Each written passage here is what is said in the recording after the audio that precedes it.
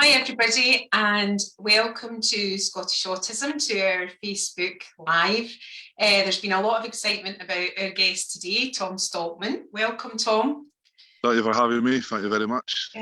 You don't really need any introduction for a lot of people, because I know you've got a lot of fans out there, and a lot of our own staff were very excited when they heard they were coming on. But I believe you're also known as the Albatross, and we'll come back to that in a minute. But you've had quite a few amazing accomplishments under your belt. You were tied for fifth in the 2019 World Strongman final, and second in the final last year, winning 3 out your 6 events, which is absolutely amazing, very impressive. But I have to start by asking you, why is your nickname the Albatross? Yeah, so the Albatross. So yeah, the Albatross is the biggest. Well, I think it's the biggest bird in the world. So it looks like a seagull. So, but by the looks, it doesn't look very good. But it's because it's got the biggest wingspan in the world. And when I put my arms out in the strongman scene, I've got the biggest wingspan.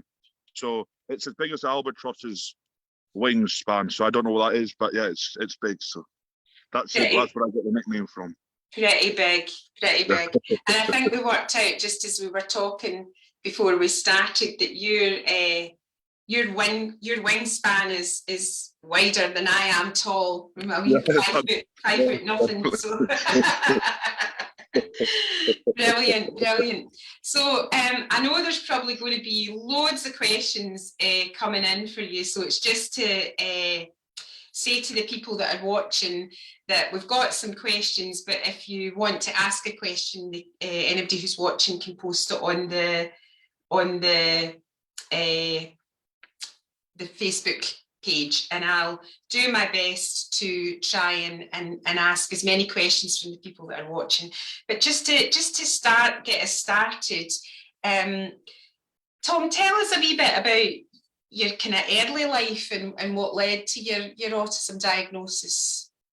So I don't actually know too much about my early life and stuff, but luckily I kind of had my sister who was really kind of glued up in what autism was. She was part of the cheer team up in the Highlands, so I had, the lucky thing is I had her from day one. But I mean, it was because I'm one of 4 siblings, so obviously it was a bit easier kind of thing for my parents to kind of think there was something wrong with me, because I was obviously different than the other 4 that they had. Like, for example, going to shops, I would, as a sensory thing, knock everything off the shelves, which obviously my other brothers and sisters wouldn't do that. And I just did a lot of, like, I was really shy. I would always keep my head down. When I was a kid, I would, even around friends, I would talk like this instead of like head up looking at the person. I would kind of just have my own comfort zone, which was my bedroom. I would stay in there like 20 hours of the day. I could be in my bedroom as long as I had like Xbox or Game Boy or whatever. That was my kind of happy place. And I think I got diagnosed at about, I don't know, say 6, 7 years old. I might have been a bit older, but it was when I was young anyway. And I got diagnosed. No, sorry, it was a bit later than that, actually. It was it was when I was in school, because I had to get the worst kind of things that my parents had to go through was they knew I was autistic. A lot of other people knew I was autistic, but the kind of social work people as well knew I was autistic. But for me to get that diagnosis, they had to physically record me doing my behaviors and stuff. So that was one thing that, like, my mum and dad kind of never wanted to happen to me, because they didn't want me to kind of become like a label and stuff, and didn't want that was the thing that the last resort was. They didn't want that to happen. And then for me to kind of get help in school to kind of help my life, I had to get recorded doing this. They had to send that to the people, and then they said, all right, Tom is autistic.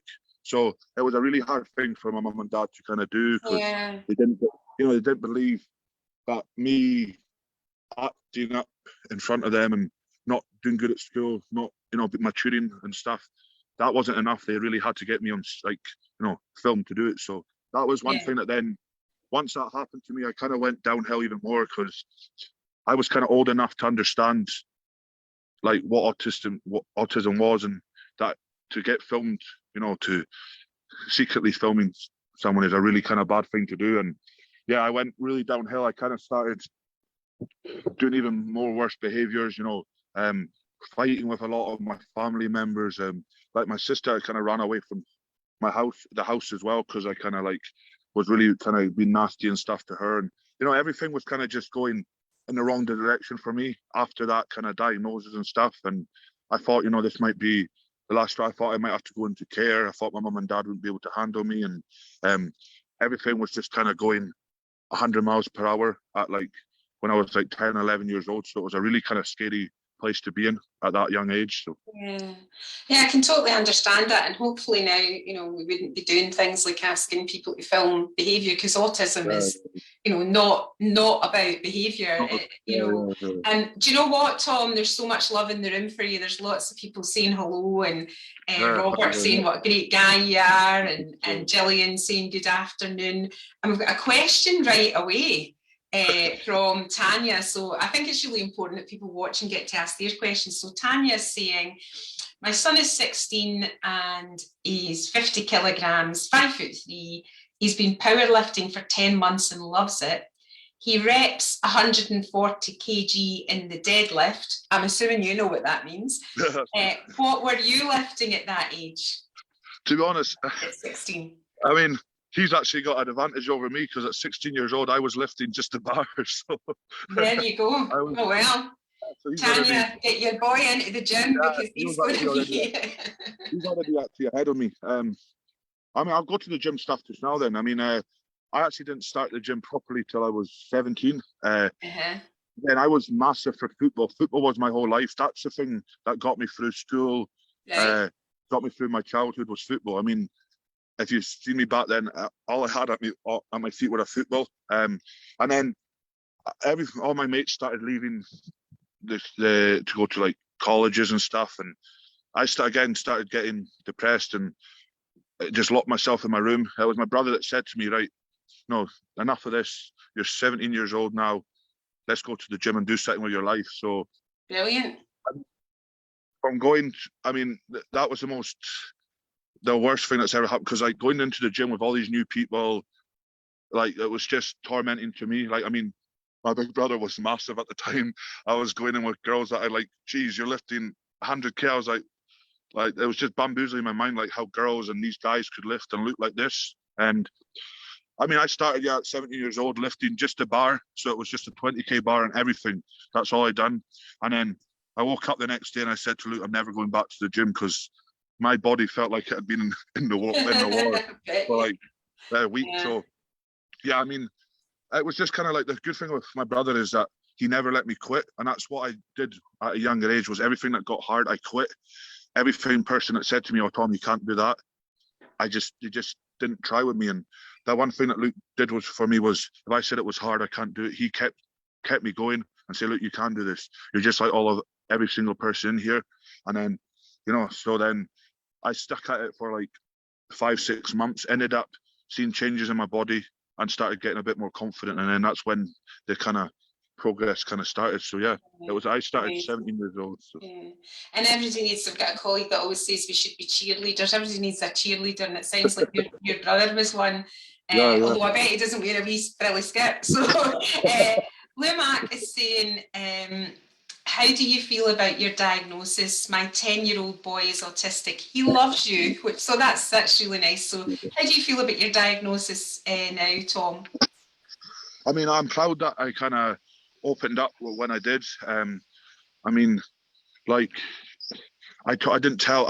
Once, obviously, when I got diagnosed, it was hard, and I kept it hidden till I was kind of in senior school. And for me, that's the worst thing I could ever do, because obviously, like, you're hiding things away from your friends and stuff, and they're wondering, like, why are you not staying at my house? Why are you not doing this? Why are you not doing that? So as soon as I kind of told people that I had autism, the relief that came off me was unbelievable. I mean, I thought I was reborn.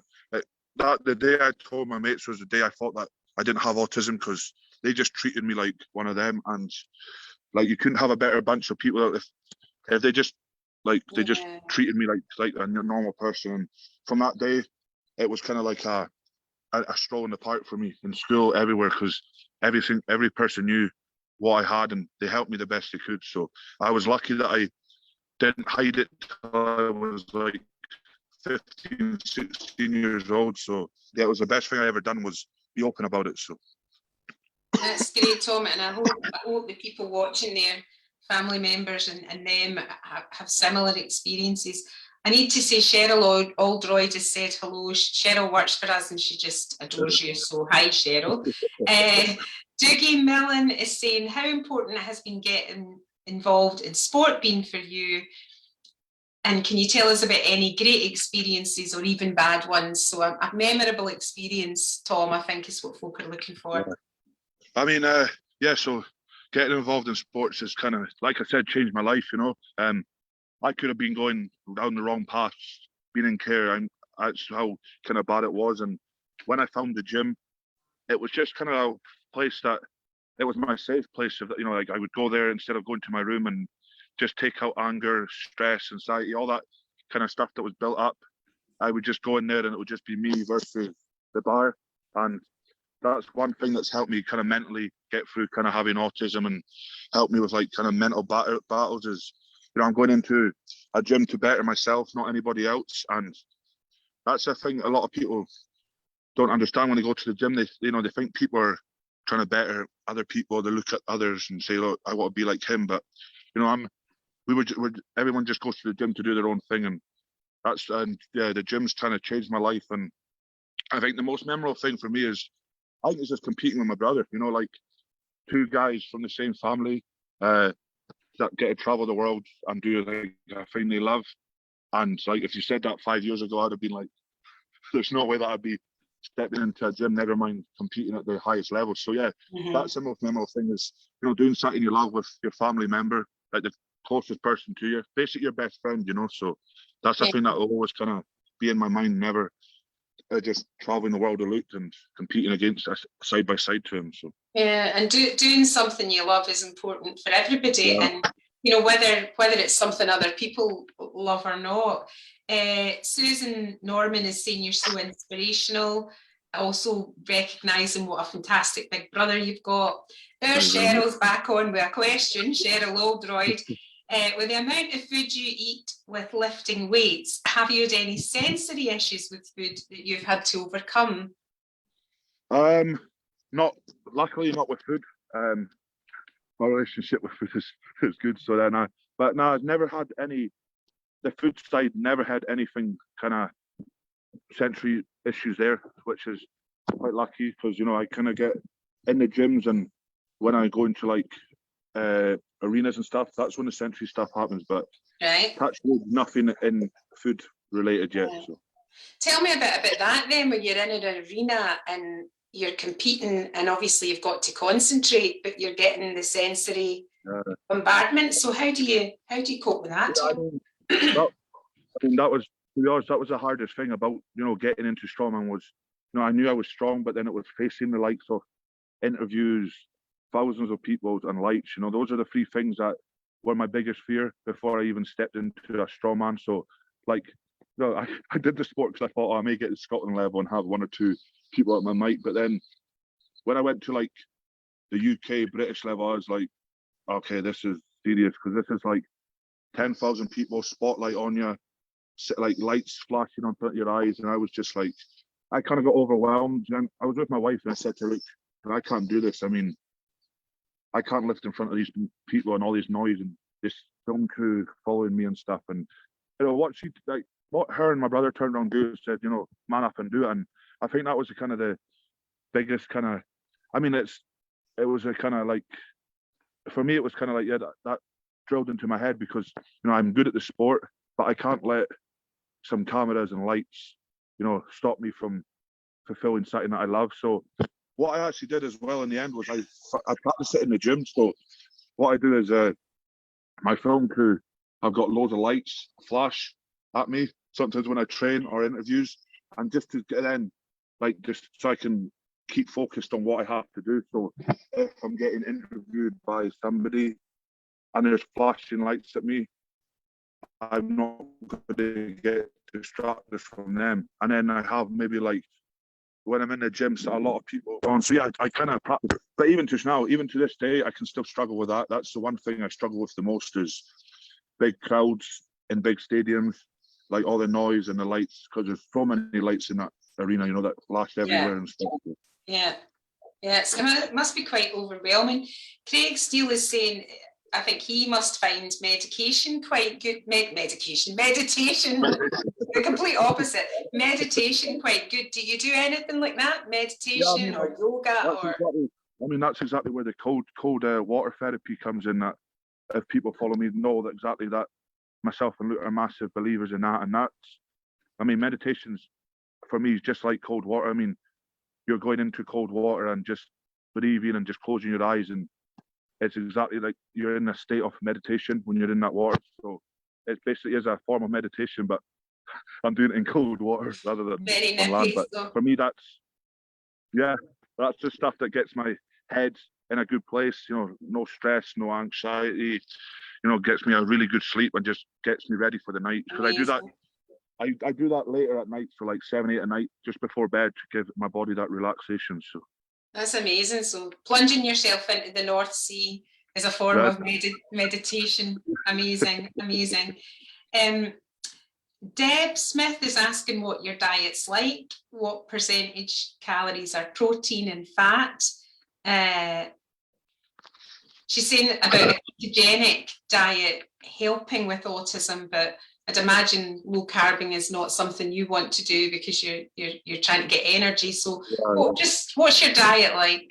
Like I said, the food stuff, it's just a basic kind of just a basic, like in the morning, for example, I'll eat 10 eggs with like a carb source. So it could be porridge or a bowl of cereal.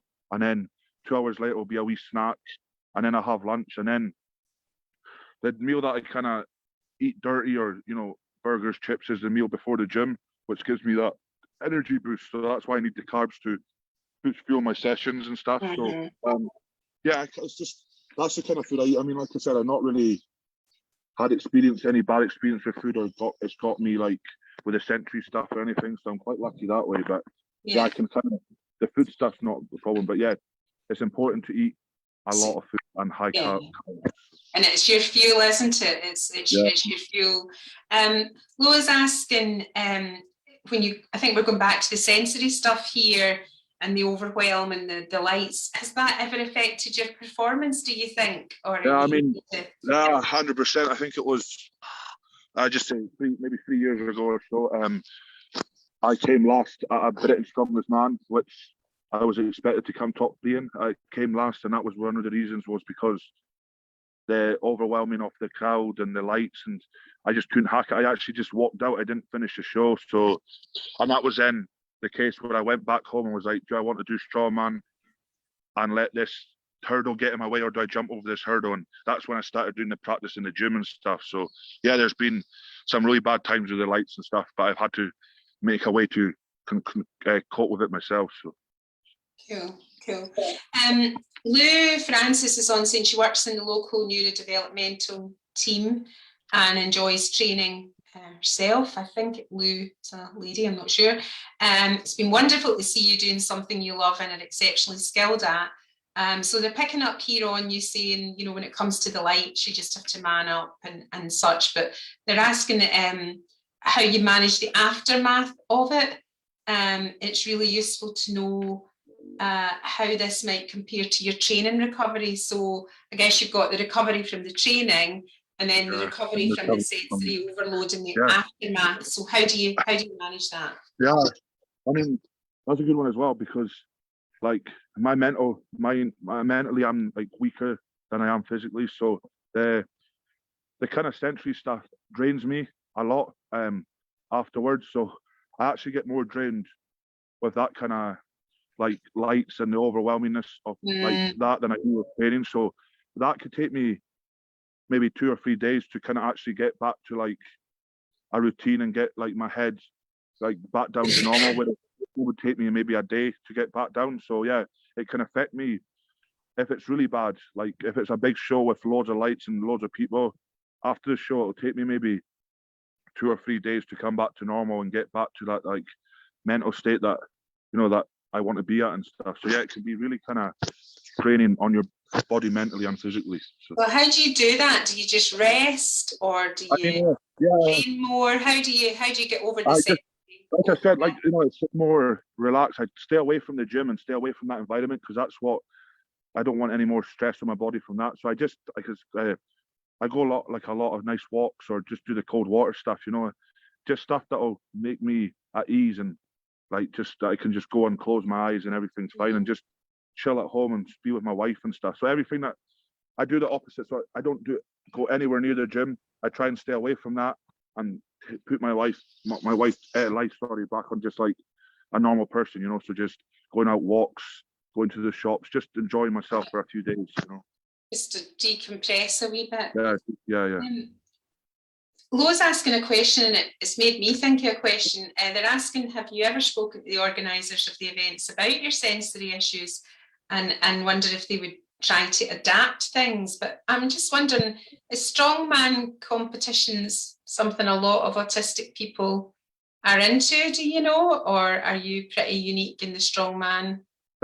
I mean, competitor-wise, I think it's just me, but I think since I've started, there's been a lot of, like, obviously the autistic fans, but that's kind of a hard one, because obviously, like, if they do, I mean, I kind of questioned it before, but it's kind of like, if everyone needs to be a kind of spotlight when they walk out and all that kind of stuff, and if they take mine away, I'm just going to kind of be in darkness beside everybody else. So it's more, I mean, the worst thing about it is the start of the show and the end of the show. That's when the spotlights and stuff come. When you're competing, you do have like a spotlight or something on you for maybe 10 seconds, but I can kind of cope with that now, because usually they might give me an extra minute or two to get myself ready mentally. The organisers are really good. Like I said, they understand what I have, and they'll do like, look, Tom, if you need an extra minute, you know, compose yourself and come out, because at the end of the day, it's a kind of disability, and they understand, you know, that I kind of function a bit slower maybe than others and need that extra 1 minute or 2 minutes. So yeah, they're really good at understanding if I need any extra help, they'll give me it. So that's really great to hear, because it sounds like quite an important, I suppose, spin-off of what you're doing for your personal goal, educating people about autistic people and difference and all of that. So that sounds like a really important role that you've kind of just developed when you're competing. Yeah. So Gordon here, who is asking, do you think your self-awareness of your own needs emotionally and mentally has improved through being exposed to your experiences?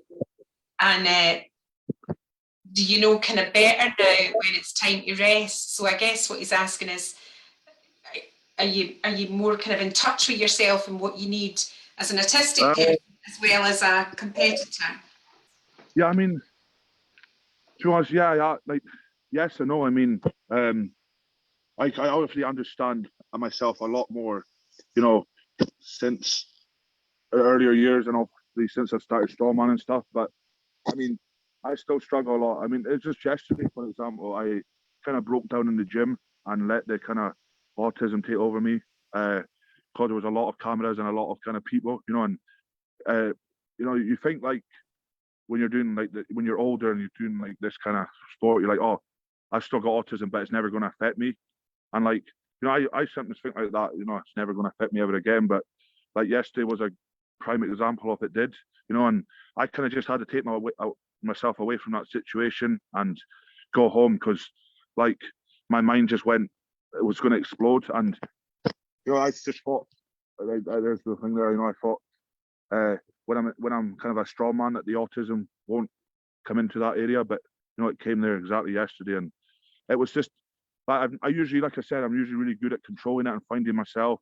But yesterday it was just, I mean, I had 5 camera guys on me, and then my coach and my brother shouting at me, and it just got to the thing where I'm like, right, I can't do this. I'm going home and chilling out. And sometimes it's better to take yourself away from the situation and keep on going and keep getting more frustrated and frustrated and frustrated, because I've done that in the past where I've got so angry with myself that I keep on trying to do it, keep on trying, and then it just ends up being 100 times worse than it should be. So that's why, like, I went home, kind of spent some time with my wife, came back today, and I feel so much better today. But yeah, yesterday was a hard kind of day, so yeah, it can happen big time. And autism's part of who you are. Yeah, I am. Yeah, 100%. It's always going to be there, and it sounds like what you're saying is you're getting to a place where you've got those kind of strategies for managing the overwhelm, and also, you know, not needing anybody else's permission to go and look after yourself. You just take yourself out the situation and you feel better. Yeah, that's a good place to be, I'd imagine, after when you described your early life when, you know, you felt maybe more out of control. It sounds like, you know, a real shift through everything you've done in your life to a place where you can recognise when you need to withdraw, which is, I'd imagine, quite a good place to be. Yeah, it's 100% a great place. Yeah, good for you, good for you. Lou is saying it's great to hear how you've adapted to manage your needs, but also recognise the aspects that you need to work through to feel you're still achieving, which is absolutely great. I know that, Tom, you are a really positive person, and that you've got a lot that you want to say about being positive as an autistic person. So there's a lot, you're right, a lot of autistic people are big fans of yours, and I can see we've got a lot of their family members on the Facebook Live today. So what message would you want to give out to any young autistic person watching this, or any person watching this? What's your message? Yeah, I mean, like you said there, being 100% being positive, and don't ever let like negative or people trying to bring you down. That's a massive like thing I believe in. You know, in school I had teachers saying that you're never going to be kind of a normal person, or you're never going to do this, and like I just wanted to prove them wrong, and that's why I'm always around positive people. Anytime you see me, I'll be with positive people. If there's people there that are just using you, or, you know, because I'm kind of in the limelight now, if there was people here that were trying to bring me down, I'd shove them to the side. And I don't know, just staying positive. And there's always going to be hurdles, and, you know, not just if you're autistic, but everybody's life.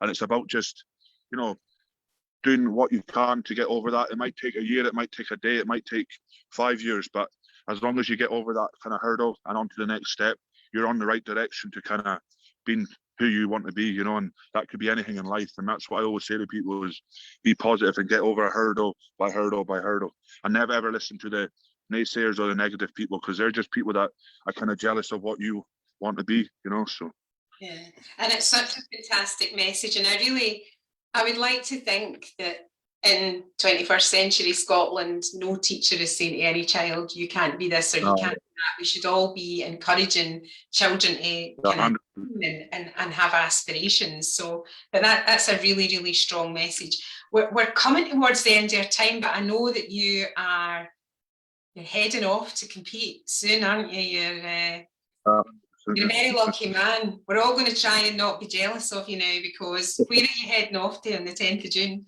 Yeah, so I'm flying over to Sacramento in California, in America, to compete at World's Strongest Man. So hopefully I can take the title back. So amazing. I hope you can bring the title back, Tom. But do you know what? What I want you to do is carry all the love and best wishes that are clearly here for you, for the people watching, and from Scottish Autism. Carry all that love and good wishes with you. And go, Tom, Susan's saying. Thank you very much. I'll do my best. And we'll all be there. We'll be there at Christmas on the telly. Yeah, definitely. We've all eaten too much, cheering you on and saying so. So our love and best wishes to you.